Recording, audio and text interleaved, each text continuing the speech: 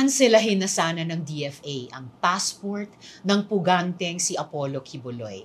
Imbes na magpakita sa Senado o sa mga korte, panay ng mga audio messages na parang iniinsulto pa ang kakayahan ng gobyernong tuntunin kung nasaan siya.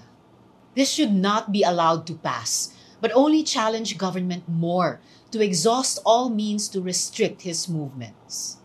Iba-iba rin ang natatanggap na balita kung nandito pa siya sa bansa o di kaya'y nakatakas na sa ibang bansa. Mukha talagang may failure of intelligence kung hanggang ngayon hindi pa matukoy ang kanyang location. In any case, he is accused of crimes that transcend boundaries and nationalities. Tiwala ako na maraming bansa ang handang makipagtulungan sa Pilipinas para papanagutin siya, lalo na 3 sa victim survivors na nag-witness sa aming mga Senate hearings ay mga mamamayan ng ibang bansa. Kung ang puganteng kongresista ay nahuli, sana naman ay mahuli na rin ang isang puganteng religious leader. Maliit ang mundo.